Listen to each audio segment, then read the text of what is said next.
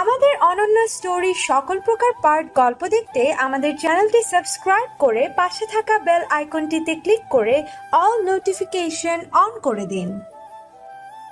দুপুরের কড়া রোদের তীব্রতা খানিকটা কমে এসেছে। বিকালে শীতলতা নেমে আসছে। জানলার সাথে মাথা ঠেকিয়ে উদাসীন হয়ে বসে আছে খুশি। মলিন চোখের দৃষ্টি সামনের সীমাহীন সমুদ্রের মাঝে। এক সময় প্রহরের সাথে এমনই একটা জায়গায় আসার স্বপ্ন দেখত সে। দুজনে মিলে প্রকৃতির নিবিড়তায় নিজেদের হারাবে, প্রেমের মোহময় আলোড়নে জড়াবে দুজন, ভালোবাসাময় এক ছোট্ট পৃথিবী গড়ে তুলবে। তবে ভাগ্যের কি নির্মম পরিহাস! আজ সেই স্বপ্ন পূরণ হয়েও অসম্পূর্ণ, বেদনাময়। আমাদের সাথে এমনটা না হলে খুব কি ক্ষতি হতো? জীবনের আরও কিছুটা দিন প্রহরের বক্ষে কাটাতে পারলে কি খুব বেশি ক্ষতি হতো? কি এমন হতো? আমাদের প্রেম কাব্যের পরিণতি এত নির্মম হবে জানলে আমি কখনোই প্রহরকে ভালোবাসার কথা বলতাম না, কখনো ওর মনে নিজের জায়গা করার চেষ্টা করতাম না। কিন্তু এখন কি করব? ওর মনে জায়গা তো করেছি, এখন সেটা মেটাবো কিভাবে? খুশির দুশ্চিন্তার অন্ত নেই। কিভাবে কি করবে, এখান থেকে কিভাবে বের হবে, প্রহরের মনে কিভাবে নিজের প্রতি ঘৃণা সৃষ্টি করবে, কিছুই বুঝে উঠতে সক্ষম হচ্ছে না। প্রহরের পাগলামি তো দিন দিন শুধু বেড়েই চলেছে। প্রহর সেই ঘণ্টাখানিক পূর্বে বেরিয়েছে, এখনও ফেরেনি। কি করছে কে জানে? তখন থেকে খুশি ওভাবেই বসে আছে। খুশির ভাবনার মাঝে প্রহর চলে এলো। রুমে এসেই মুখে হাসির রেখা টেনে বলে উঠল, খুশি চলো, তোমার জন্য একটা সারপ্রাইজ আছে। খুশি পূর্বের ন্যায় বসে থেকেই বলল, আমি কোথাও যাব না তোমার সাথে। তুমি আমাকে কবে রিসোর্টে ফিরিয়ে নিয়ে যাবে সেটা বলো। প্রহর এবার কোনো কথা না বলে এগিয়ে এসে সোজা খুশিকে কোলে তুলে নিল। কোলে তুলে নিয়ে বাইরে যেতে যেতে বলল, তুমিও না অনেক দুষ্টু, ইচ্ছে করে এমন করো যাতে আমি কোলে করে নিয়ে যাই। না এখন খুশি তো? খুশি কিছু বলতে গিয়েও আবার বলল না। জানে এই পাগলের সাথে কথা বাড়িয়ে কোনো লাভ নেই, এর যা করার তাই করবে। প্রহর খুশিকে কোলে নিয়ে সমুদ্রের হাঁটু পানির মাঝে এসে বলল, দুষ্টু পরি, সামনে তাকাও। প্রহরের কথা মতো সামনে তাকালো খুশি। চোখের দৃষ্টি চকিত হয়ে উঠল। সামনে সমুদ্রের নীল স্বচ্ছ জলরাশির ওপর ভাসছে বাঁশের অপূর্ব এক ভেলা। ভেলায় ছড়িয়ে আছে নানান বর্ণ ফুলের সমাহার। খুশির চোখের পাতায় যেন চকচকে তারারা ঝিলমিল করছে। মাধুর্য মণ্ডিত হয়ে গেল সারা মুখমণ্ডল। প্রহর এতক্ষণ ধরে তাহলে এসব করছিল? অতীব মায়াপূর্ণ নজরে তাকালো প্রহরের পানে। প্রহর মুচকি হেসে খুশিকে আস্তে করে ভেলায় বসিয়ে দিল। তারপর সে নিজেও ভেলায় চড়ে একটা বাঁশের বানানো বৈঠা দিয়ে ভেলা ভাসালো সমুদ্রের বুকে। মাথার উপর উন্মুক্ত নীল গগনতলে ভেলা ভাসছে সমুদ্রের নীল পানির ওপর। শীতল পবন বইছে আপন তালে। খুশি বিমোহিত নয়নে তাকিয়ে আছে পানির নিচে। স্বচ্ছ পানির নিচের সব কিছুই দেখা যাচ্ছে। পানির নিচে হরেক রকম পাথরের মাঝে বাহারি মাছেরা দল বেঁধে ছুটে বেড়াচ্ছে। খুশি প্লাচু একটু উপরে তুলে আস্তে করে পাঁচোরা পানির মাঝে নামিয়ে দিল। মাছেরা এসে খুশির পায়ের উপর ছুঁয়ে চলে যাচ্ছে। গায়ে কাটা দিয়ে উঠছে খুশির। এ যেন অদম্য অবিস্মরণীয় অনুভূতি, যা কোনো ভাষায় মিলিয়ে বলা সম্ভব না। খুশি আপাতত বাকি দুনিয়ার বাস্তবতা থেকে বিচ্ছিন্ন হয়ে গেছে। শুধু এই মুহূর্তের মুগ্ধতায় ডুবে আছে। আর প্রহর ডুবে আছে তার প্রিয়তমর মুগ্ধতায়। চোখের দৃষ্টি স্থির। খুশির চেহারার এই মুগ্ধতা প্রহরকে এনে দিচ্ছে অনাবিল সুখানুভূতির প্রচ্ছায়া। প্রহর মুচকি হেসে বলে উঠল, ফাইনাল। প্রহরের কথায় ঘোর কাটল খুশির। ভ্রুকুচকে তাকালো প্রহরের পানে। প্রহর বৈঠা চালাতে চালাতে বলতে লাগলো, হ্যাঁ ফাইনাল, এখন থেকে আমরা এখানেই থাকবো। এখানেই হবে আমাদের নতুন পৃথিবী। গড়ে তুলবো আমাদের সংসার। এখানে বানাবো আমাদের আলাদা রাজ্য, যেখানকার মহারানী হবে তুমি। আর তোমার মহারাজা ডক্টর সেনাপতি হব, আবার সিপাহীও হব, আবার বাবুর্চিও হব, আবার সেবকও হব। সব কিছুই হব আমি তোমার জন্য রোজ সমুদ্র থেকে মাছ মেরে এনে রান্না করে তোমাকে খাওয়াবো। তুমি চিন্তা করো না, তোমার কিচ্ছু করতে হবে না। তুমি শুধু মহারানী হয়ে আরাম করবে, তোমার কোনো কাজ নেই। তুমি শুধু আমাকে ভালোবাসবে, আর আমাদের ভালোবাসার ফসলগুলো পৃথিবী জানবে। আমি কিন্তু বছর ঘুরতে না ঘুরতেই বাবা হতে চাই, বুঝেছো? No figure maintain at all. আমরা দুটো ফুটবল টিম করব, একটা গার্লস টিম আর একটা হবে বয়েজ টিম। চিন্তা করো না, আমার স্ট্যামিনা প্রচুর। দুটো টিম তো আরামসেই করে ফেলবো, চাপ নেই। অন্য সময় হলে হয়তো প্রহরের এই আউট ক্যারেক্টার কথাবার্তা শুনলেই খুশি অবাকের চূড়ান্ত পর্যায়ে পৌঁছে যেত। তবে আপাতত ও নিজের মনে অন্য কোনো অনুভূতির প্রবেশ ঘটাতে অনিচ্ছুক। তাই সে প্রহরের কথায় কোনো প্রত্যুত্তর না দিয়ে আবারও পানির নিচে মনোনিবেশ করল। এখন আপাতত সবকিছু ভুলে এই মুহূর্তটা উপভোগ করতে চাই ও। কঠিন বাস্তবতার সম্মুখীন না হয় এখন নাইবা হলো। খুশি দুই হাত দুই পাশে রেখে মাথাটা গগনমুখী করে আবেশে চোখ বন্ধ মুহূর্তটা উপভোগ করতে লাগলো। প্রহরের আর কি লাগে, সে গুনগুন করে গান ধরল। दिल को करार आया, तुझ पे ही प्यार आया, पहली पहली बार आया, ओ यारा, ओ यारा। পরম আয়েশ করে বসে তখন থেকে খেয়ে যাচ্ছে ফাহিম, আর তিশা ওর পাশে দাঁড়িয়ে ওয়েটারের মতো সার্ভ করে যাচ্ছে আর মনে মনে রাগে জ্বলছে। একেই বলে কুকর্মের ফল। চালাকি করে বাবা মাকে বোকা বানাতে গিয়ে এখন নিজেই ফাঁসাতে ফেসে গেলাম।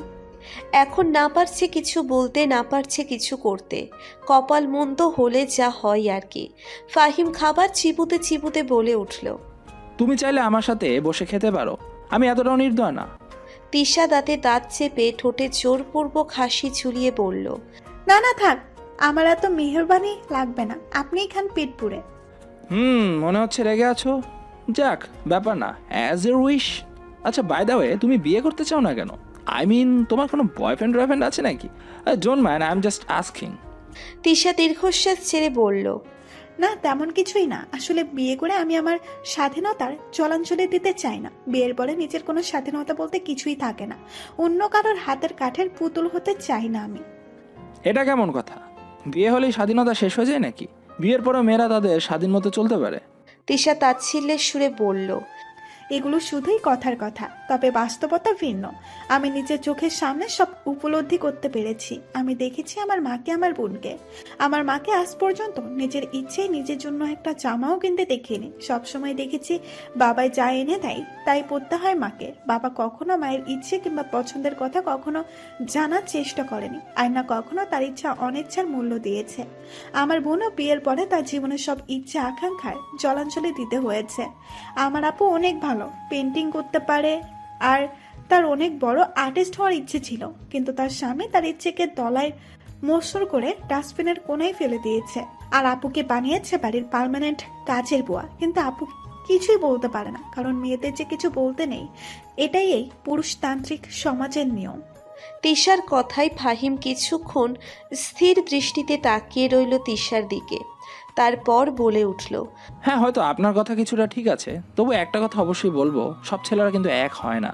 হ্যাঁ, হতে পারে তাদের সংখ্যা কম, তবে আছে তো অবশ্যই। জানি আপনি যা এক্সপিরিয়েন্স করেছেন তাতে হয়তো বিশ্বাস করা কঠিন, তবে আমি বলবো সবাইকে এক মাপকাঠিতে দেখা কিন্তু ঠিক না।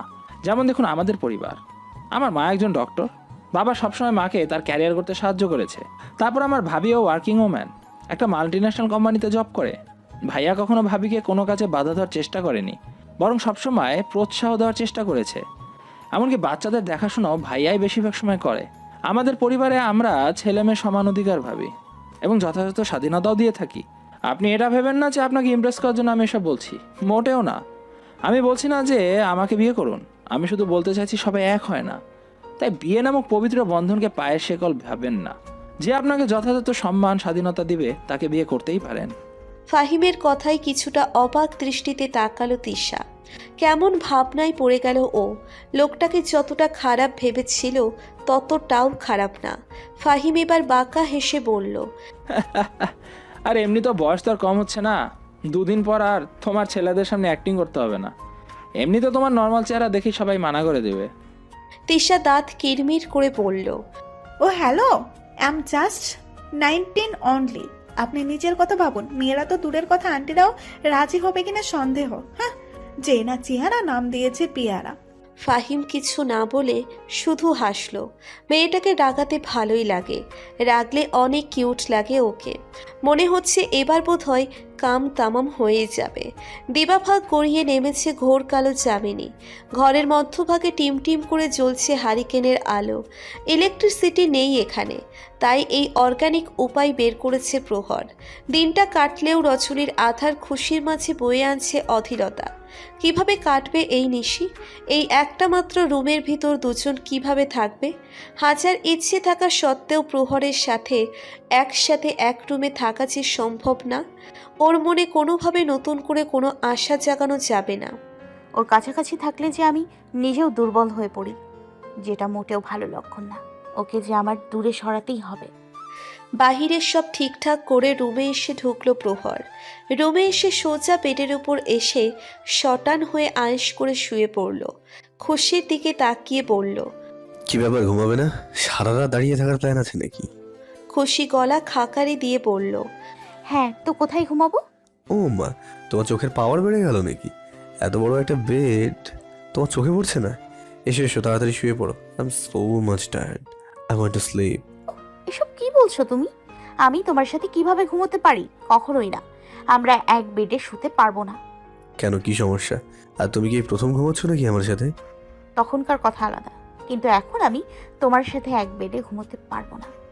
প্রহর দীর্ঘশ্বাস ছেড়ে বলল, ঠিক আছে, তাহলে আর কি করার। তোমার যেখানে খুশি ঘুমোতে পারো, আমার আবার বেড ছাড়া ঘুম হয় না, তাই আমি তো এখানেই ঘুমাবো। তুমি দেখে নাও কি করবে। প্রহরের কথায় খুশির একটু রাগ হলো। প্রহর এমন নিশ্চিন্তে কিভাবে শুয়ে পড়লো?